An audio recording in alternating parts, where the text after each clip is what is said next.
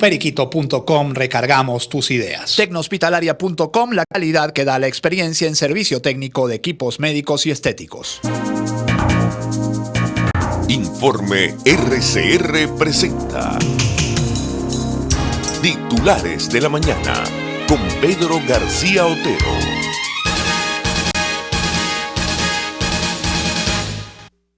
Venezuela confirma 8 nuevos casos de COVID-19, alcanzando un total de 189 contagios, velocidad de crucero. Pues hoy se han realizado 203.108 pruebas, nos da una cifra por millón de habitantes de 6.873. Somos el país con mayores pruebas aplicadas en América Latina, indicó Rodríguez. Yo no sé si esta cifra está bien, si Delcy Rodríguez quiso hacer esto, decir esto, si esto fue lo que entendió el de Telesur o qué.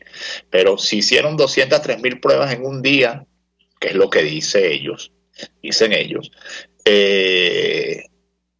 Primero, eso no son 6.873 pruebas por millón de habitantes, somos 30 millones de habitantes. Esto es menos de, mucho menos de, bastante más de mucho menos de 1%, pero casi 0,1%, eso es casi 1 por 1000. Lo segundo es que me imagino que habla Delcy Rodríguez del número total de pruebas hechas en estos días, no de las pruebas realizadas solo ayer. Pero vamos a leer lo que nos dice Telesur sobre esto, sobre estas cifras que todos los epidemiólogos, todos los estadísticos dicen son absolutamente atípicas en relación con lo que ha sido la evolución del coronavirus en el mundo. La vicepresidenta de Venezuela, Delcy Rodríguez, ofreció este lunes un balance de las medidas tomadas por el Ejecutivo, así como de nuevos casos registrados en el día. En las últimas 24 horas se han registrado 8 nuevos casos de coronavirus, llegando a 189 contagios, 5 del estado Miranda, 1 en Distrito Capital, 1 en el estado Aragua y 1 en el estado Trujillo, indicó la vicepresidenta Rodríguez. Asimismo, Rodríguez indicó que las estadísticas de recuperación y protocolos aplicados por las autoridades sanitarias del país permiten aplicar tempranamente los tratamientos. 110 casos ya están recuperados con una tasa de recuperación de 58%, 25 se encuentran en CDI, 25 en hospitales, 19 en clínicas privadas, 2 en hoteles y 1 en aislamiento domiciliario, agregó. Es decir, que enfermos en este momento de COVID-19, según la vicepresidenta del régimen de Nicolás Maduro, hay 50 más 19, es decir, 69, más 3, 72 personas enfermas por coronavirus en Venezuela. Creo que la cifra de muertos sigue siendo 8. Y fíjense que la redacción y la construcción de la frase, que a mí me hacía ruido, es anfibológica, de la señora Rodríguez. Hoy se han realizado 203.108 pruebas, debería ser hasta hoy, me imagino yo, no sé. Nos da una cifra por millón de habitantes de 6.873 pruebas. Este número nos pone con el país con mayor pruebas aplicadas en América Latina y nos permite avanzar en las medidas de prevención y tratamiento, manifestó la vicepresidenta. Creo que les contaba yo ayer de una amiga muy querida que trabaja en un gran hospital público de esta ciudad y dice que tienen 4 pruebas diarias, son las que pueden hacer y solo se las hacen a personas muy enfermas, que ya llegan con todos los síntomas y por lo tanto es un tiro al piso, casi que no se desperdician pruebas en personas que no tengan los síntomas de la enfermedad.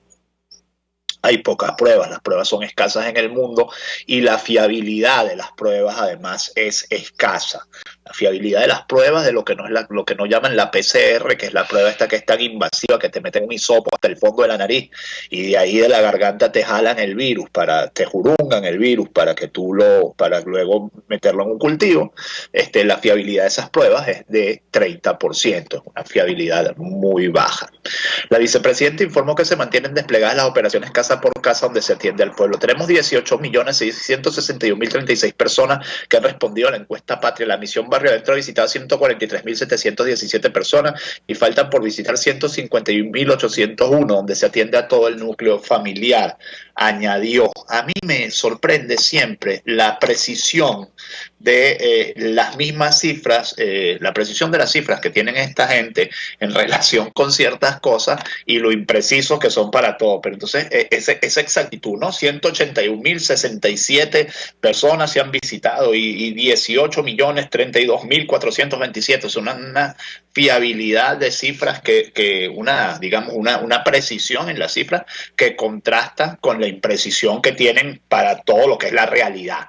Pero bueno, el eslogan o el epitafio de la revolución bolivariana dirá: el papel aguantó todo, o el papel aguanta todo, porque de verdad, insisto, para todos los epidemiólogos, para todos los estadísticos, la curva de contagios de Venezuela no es normal.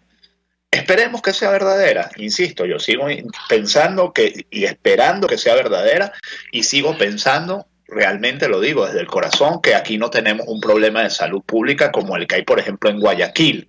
Digo, si ese problema de salud pública se presentara, sería muy evidente. No tenemos el problema de salud pública que tienen países como España o como Italia, donde la gente ha muerto, y Estados Unidos en este momento, donde la gente ha muerto en cantidades muy grandes y enferma en cantidades muy grandes. Pero ciertamente, o sea, todo lo que diga el régimen, pues hay que tomarlo con pinzas. Se lo han ganado a pulso luego de 21 años en los que la opacidad ha sido la regla. Murió en New Jersey un médico zuliano que contrajo el COVID-19. Es una información de Panorama. Qué lástima, qué dolor. El oncólogo pediatra Henry Olivares trabajó en el Hospital Universitario de Maracaibo. Es el primer galeno de esta región víctima de la enfermedad, dice el Colegio Médico del Zulia. El deceso del oncólogo se produjo en New Jersey el 12 de abril. Olivares fue integrante de la promoción de médicos del Hospital Chiquinquirá de Maracaibo, egresando con el título de médico cirujano, entregado por la Universidad del Zulia el 10 de diciembre de 1982. Dedicó su vida como médico al estudio de la oncología pediátrica. Su deceso ocurrió como consecuencia del coronavirus, siendo el primer médico zuliano víctima de esta nueva enfermedad, pero en Estados Unidos. Ya estaremos hablando de cómo la situación en Estados Unidos empieza a ser es ya como la que fue en algún momento en Italia y en España, y estos países empiezan a salir de esa famosa curva de contagio que, ya les digo, tiene unas características muy específicas en las cuales Venezuela parece un caso absolutamente atípico. Mientras tanto, los venezolanos que retornaron al país abandonan los refugios en busca de comida y agua. Los venezolanos que han vuelto en el vuelo de Conviasa el fin de semana se quejaban de que los habían aislado en los Caracas y la comida era muy escasa, y la situación general de este refugio era una situación, pues, de las cabañas de los Caracas, era una situación bien catastrófica, de malos servicios, de suciedad, de cosas que ellos no podían resolver, porque además nadie vuela con un ase en la maleta. Bueno, los venezolanos sí, porque ahora se consigue, pero hubo un momento en el que los venezolanos volaban con ase en la maleta, pero ahora no vuelan con ase en la maleta, y si tenían ase para arreglar, tampoco tenían agua para limpiar. Un grupo de venezolanos que retornaron al país por razones humanitarias para estar con sus familiares debido a la pandemia del COVID-19 relataron a través de un video los inconvenientes que han tenido en el refugio designado por el régimen para cumplir con la cuarentena en el estado Táchira. Nuevamente, la falta de credibilidad se la han ganado a pulso. El sábado decía Maduro: no, lo tenemos todo preparado para recibir a 15.000 venezolanos, no sé qué, van a pasar por aquí, van a entrar por allá, van a estar por aquí, después los vamos a poner aquí, y los tenían encerrados en la terminal de autobuses. Entonces, si la palabra no vale, viejo, ¿cómo los demás la creemos? El hambre y la falta de agua, dice la nota del Carabobeño, los obligaron a abandonar uno de los llamados puntos de alojamiento social e integral, PASI, donde el régimen los aloja. Aproximadamente 40 venezolanos de los 300 que desde la madrugada de este domingo habían sido trasladados a la UPT Manuelita Sáenz de la Fría para cumplir cuarentena, decidieron escapar de la presunta mala atención por parte de las autoridades en plena pandemia del COVID-19, lo cual es muy peligroso para el resto de la sociedad. Se conoció que los retornados decidieron cruzar la zona industrial por la conexión de un puente en mal estado y el sector Casas de Madera. Tuvieron que atravesar un río para trasladarse a pie hasta la avenida Aeropuerto en el sector 15 Letras, donde posteriormente un grupo de personas intervenido por efectivos de la Guardia Nacional Bolivariana. Los habitantes del sector, al ver la situación, decidieron grabar el paso de uno de los grupos de retornados, donde manifestaron en el material audiovisual que decidieron escaparse debido a la mala atención que estaban recibiendo. Al preguntarles de dónde procedían, dijeron que de varios países de América del Sur. Y mientras tanto, Colombia pide más apoyo internacional para atender a venezolanos por COVID-19. Es una nota de Panorama. El gobierno de Iván Duque asegura que trata de brindar atención a los venezolanos como a los colombianos. El domingo, nos enteramos ayer, el domingo decía Alberto Fernández, presidente argentino, que Venezuela necesita unas elecciones presidenciales libres y rápidas, y yo creo que un poco de esto también tiene que ver con el peso que los venezolanos estamos teniendo en la situación argentina en medio de esta pandemia. No es lo mismo atender a los vecinos, atender a los familiares cuando uno está boyante que atenderlos cuando está apretado, y la situación que viene es muy apretada para todo el mundo. No les cuento en Venezuela, que va a ser terriblemente apretada. El gobierno colombiano solicitó este lunes 13 de abril el apoyo de la comunidad internacional para aumentar los recursos destinados a la atención de venezolanos en el país durante la emergencia sanitaria por la enfermedad del COVID-19. Queremos hacer un nuevo llamado a la comunidad internacional para conseguir más recursos para la atención de los migrantes venezolanos en Colombia, afirmó el gerente para la migración desde Venezuela, Felipe Muñoz. Somos hoy por hoy, y esto es muy cierto, el país que tiene más recepción de migrantes en el mundo, y lo hemos hecho de manera generosa, y esto también es muy cierto. La generosidad colombiana, más allá de los casos puntuales de xenofobia, ha sido una generosidad a toda prueba, y el cariño durará para siempre, por cierto. Lo mismo se puede decir de Argentina, lo mismo se puede decir de Chile, lo mismo se puede decir quizá con algunos bemoles de Perú y algunos bemoles de Ecuador, y se puede decir de Brasil, un país tan grande que se puede dar el lujo de recibir a quien ellos quieran.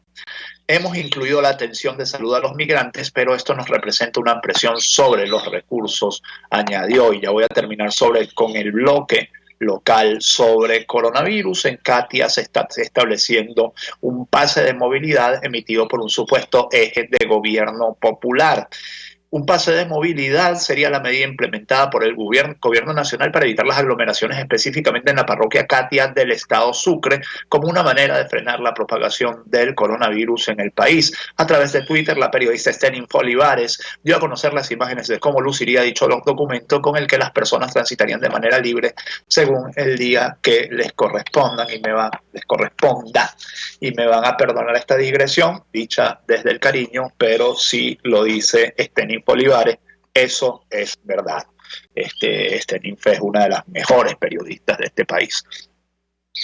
Stalin González dice, y con razón aparente, que pretenden aprovecharse de todo esto para expandir el control totalitario. Vivir del día a día y afrontar la situación sin agua, sin luz, sin gas y hasta sin comida es la realidad de miles de venezolanos. El diputado Stalin González se pronunció sobre las recientes denuncias que realizaron habitantes de Catia en Caracas, donde expresan su disgusto por la nueva medida del gobierno que les prohíbe circular en la zona, al menos que tengan salvoconducto. González expresó la importancia de quedarse en casa, pero también explicó lo complicado de hacerlo cuando no se tienen las condiciones dadas. La lucha contra la pandemia es de todos y es nuestra responsabilidad quedarnos en casa por un bien mayor, pero esta es una realidad que la mayoría no puede asumir. Vivir del día a día y afrontar la situación sin agua, sin luz, sin gas y hasta sin comida es la realidad de miles de venezolanos.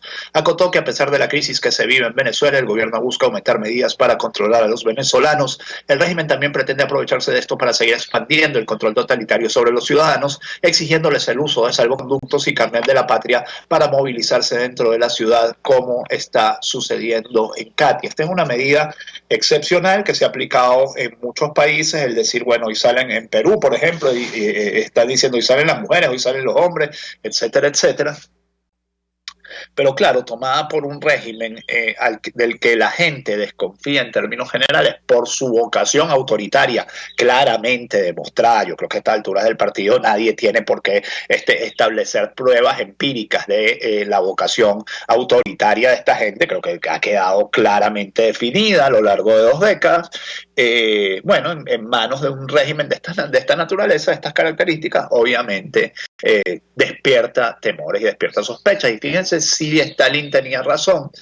en lo de cómo afrontas esto sin agua, sin gas, sin comida, sin nada, vecinos de Katia usaron tierra y arena para intentar apagar incendio en una vivienda por no tener agua. El periodista Ray Alvarado informó este lunes que en el sector 5 de julio de Katia, al oeste de Caracas, se incendió una vivienda y los vecinos de la zona intentaron con tierra y agua apagar el fuego por más de una hora al no tener el vital líquido. Una vivienda en el sector 5 de julio de Katia, al oeste de la capital, se encendió en horas de la tarde y los vecinos de la zona intentaron apagar las llamas con tierra y arena por no tener agua en la comunidad. En otro tuit, el comunicador posteó que por más de una hora los vecinos intentaron apagar el fuego. La casa pertenece a un señor de tercera edad, quien vive solo desde hace mucho tiempo y cocinaba con leña por no tener gas doméstico. Así que es un microcosmos de lo dicho por Stalin. Los bomberos llegaron al lugar para controlar el incendio, pero gran parte de la vivienda fue consumida por las llamas. Finalizó junto a un video de un plano lejano del incidente. Gente trabajadora de Venezuela, y bueno, les completo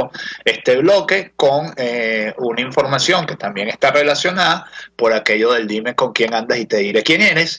Venezuela e Irán fortalecen nexos contra sanciones de Estados Unidos. Los mandatarios de Venezuela, Nicolás Maduro, y de Irán, Hassan Rouhani, intercambiaron información sobre el COVID-19 y expresaron su oposición a las sanciones de Washington. Los presidentes de Venezuela, Nicolás Maduro, y de Irán, Hassan Rouhani, se comunicaron vía telefónica este lunes con el fin de fortalecer la cooperación y los lazos de hermandad ante las medidas coercitivas que impone Estados Unidos a ambas naciones. Dime con quién andas y te diré quién eres. Y podría agregar otro muy venezolano refrán: los mochos se juntan para rascarse. 6:44 minutos, titulares de la mañana de RCR 750M. Ya va por la mitad. Esto es RCR 750M. Volveremos a hacerlo tan pronto como haya democracia en Venezuela. Jaime Nestares en la dirección de la estación, Marilia García en la producción, Jackson José Vargas en la coordinación de información, César Arteaga en los controles, quien les habla, Pedro García Otero. Hacemos este programa que ustedes pueden escuchar por YouTube,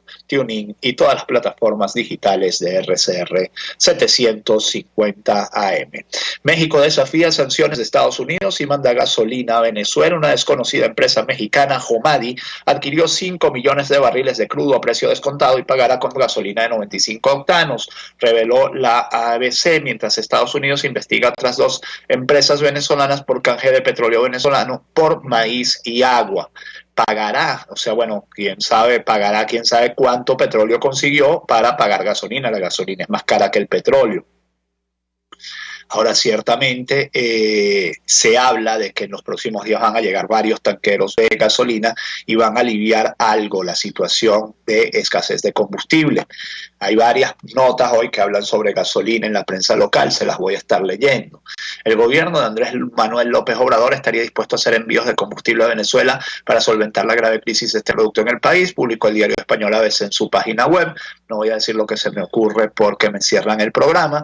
La administración de Nicolás Maduro firmó el 17 de marzo un contrato para entregarle 5 millones de barriles de petróleo crudo a una empresa mexicana a cambio de una cantidad de litros de gasolina, de acuerdo con el portal Ibérico. Se trata de la empresa mexicana Homadi, desconocida en el sector y de la que apenas hay registro, en la que uno diría detrás de ella seguramente hay un boliburgués, y entre el 25 de marzo y el 25 de julio en puertos de Turquía recibiría esos 5 millones de barriles de petróleo. Desde finales de 2019 el gobierno de Estados Unidos, que se me fue, presiona a las últimas empresas energéticas internacionales que todavía canjeaban combustible ya refinado por crudo venezolano para que dejaran de hacerlo como medida de sanción contra PDVSA. Surtirán gasolina por número de placas, racionamiento de combustible en Caracas. La Sodi Capital informa, esto es la bomba de San Bernardino segurito, lo estoy viendo. Se atenderá, esto es Montalbán, de acuerdo a las siguientes placas: terminación de placa 90 lunes, 81 martes, 72 miércoles, 63 jueves, 54 viernes, 02, 46 y 8 sábado, y el domingo no atienden. En varios estados del país la venta de gasolina por número de placa ya se está aplicando desde hace 2 semanas debido a la escasez de combustible durante la cuarentena decretada para hacer frente al COVID-19. También Portuguesa y otro estado anunciaron ayer que se surtirá por número de placa. Y dice una nota del Carabobeño: complejo refinador de Amuay militarizado con sistema antimisiles. Desde el pasado miércoles 8 de abril, las diferentes entradas del complejo refinador Paraguaná se encuentran custodiadas por militares y en que fueron instalados tanquetas y un sistema antimisiles desde la entrada del lugar. Les digo, señores, llegan por lo menos con 10 años de retraso. En Amuay ya cayeron varios misiles y los misiles se llaman corrupción, ineficiencia, desidia, malas prácticas. Todos esos misiles ya cayeron en Amuay. Ahí queda poquito que resguardar. No se van a gastar, el imperio no se va a gastar un misil en algo que no funciona, porque no funciona. Amuay no funciona. Que Amuay no funcione, porque Amuay no funciona, que producía el 70% de la gasolina de este país, es que estamos como estamos. Mientras tanto, reactivan producción de gasolina en la refinería del Palito, o por lo menos esto es lo que dicen. Según trabajadores de la refinería del Palito, la planta fue reactivada este 13 de abril, luego de meses de paralización, con lo que estima que la producción de gasolina que se vuelve a producir en el país con una estimación de al menos 35.000 tambores diarios. La cifra de demanda, 35.000 tambores, en teoría no darían para cubrir todavía el consumo de combustible. El consumo de combustible estaba el año pasado en aproximadamente unos 110.000 barriles diarios. Mientras tanto, la Guardia Nacional Bolivariana disparó a civiles en Guajira durante una protesta. Esto es una información de la Asamblea Nacional. Vamos a ver si termina de cargar. Una situación irregular se presentó, esto lo dice la prensa de Lara, este domingo en el estado Zulia, cuando funcionarios de la Guardia Nacional abrieron fuego contra civiles guayú en el poblado Guarero, municipio Guajira. Según expuso el Comité de Derechos Humanos de la Guajira, los civiles se encontraban protestando cerca del peaje exigiendo alimentos, medicamentos y agua potable. En medio de la manifestación, los funcionarios habrían disparado a las personas, dejando un saldo de heridos que hasta ahora se desconoce. La ONG detalló que las personas fueron llevadas a centros asistenciales en Maicao. Una de las víctimas fue identificada como Lisbeth Palmar, una docente y líder comunitaria de la localidad que recibió un perdigonazo en el rostro. Esa mala costumbre de disparar perdigones al rostro, lo que le costó la vista, por ejemplo, a Rufo Chacón, y lo que le costó la vida, ¿se acuerdan ustedes?, a Kluivert Roa en 2017, un niño de apenas 14 años. Dice la revista Semana que Marlon Marín será testigo en el proceso contra Maduro por narcotráfico. El sobrino de Iván Márquez asegura tener información relevante sobre supuestas reuniones entre gente cercana a Maduro y miembros del cartel de Sinaloa. Marlon Marín, sobrino del ex jefe guerrillero de las FARC, Iván Márquez, será testigo clave dentro del expediente que abrió Estados Unidos contra Nicolás Maduro y su círculo más cercano por narcotráfico. Esto lo dice el carabobeño, citando a la revista Semana. Según algunas fuentes judiciales, antes de salir de Colombia, donde estaba detenido, Marín tuvo reuniones con agentes de la DEA, a quienes entregó información clave, no solamente sobre el tráfico de drogas, donde estaba implicado con su tío y Jesús Santrich. En este sentido, Marín reveló que además tenía información importante sobre el tráfico de drogas en Venezuela y donde estarían involucrados altos funcionarios del gobierno venezolano. Voy a leer un bloquecito ya, 6:51 de información sobre coronavirus para marchar. Mi información internacional sobre coronavirus. Trump declaró a los 50 estados en desastre por primera vez en la historia. Por primera vez en su historia, las 50 entidades de Estados Unidos fueron declaradas en desastre mayor, con 261 casos de coronavirus. Wyoming fue el último estado que el presidente Donald Trump integró a esa categoría. El presidente ha declarado por primera vez en la historia que existe un desastre importante en los 50 estados a la vez, reconoció Joe Deere, subsecretario de prensa de la Casa Blanca. El presidente continúa respaldando a las necesidades de cada gobernador para proteger a la salud de todos los estadounidenses. Después de que se burló de eso, le está costando a Trump no haber tomado las medidas a tiempo, no haber sido responsable, y le va a costar más porque por ahí anda Biden recuperando terreno. De todas maneras, es muy mala señal para la salud de la democracia estadounidense que los dos candidatos a presidentes estén cerca de los 80 años. Lo digo sin ningún irrespeto hacia los adultos mayores, pero bueno, una señal de vigor de la democracia es que los presidentes sean gente pues relativamente joven y los candidatos sean gente relativamente joven, con carrera política todavía por delante. Trump es un outsider, Biden es un hombre de la política de toda la vida, pero también es un hombre muy mayor. Habla muy mal también de cómo está el Partido Republicano, que su mejor exponente sea Joe Biden. Florida acumula 20.601 contagios y 470 muertes, con Miami-Dade a la cabeza, y esto es información importante para nosotros los venezolanos, dado que Florida es la principal comunidad venezolana en Estados Unidos, está en Florida. El condado de Orange, donde están asentados los parques temáticos de Disney y Universal, y con gran población puertorriqueña, también ha visto un aumento del COVID-19. Se me fue la nota, un momento, perdonen. Con 1.017 contagiados y 13 muertos. Orange es el condado donde está Orlando, el condado de los parques. Nueva cuarentena en China, impusieron confinamiento en Harbin por los contagios que llegaron de Rusia. Las autoridades exigen el encierro a toda persona que arribe desde el extranjero y ofrecen recompensa a los vecinos que denuncian a aquellos que pretenden violar la medida. Todos los extranjeros tienen vetada la entrada a China desde el 28 de marzo. Ahora los ciudadanos chinos que lleguen a la ciudad deberán someterse a 2 análisis de ácido nucleico, uno de anticuerpos, y a los citados 28 días de cuarentena con el objetivo de detectar y controlar de manera temprana cualquier infección. China con su peor dato de contagiados desde marzo. Siempre hay rebrotes de este tipo de enfermedades, por eso es que es tan importante quedarse en casa. Incluso después de que pasa la primera ola de la epidemia, uno tiene que quedarse unos días, porque siempre viene una segunda ola, que es cuando la gente vuelve a la normalidad. Bueno, viene una nueva ola de contagios. Italia concede un aprobado general a sus estudiantes.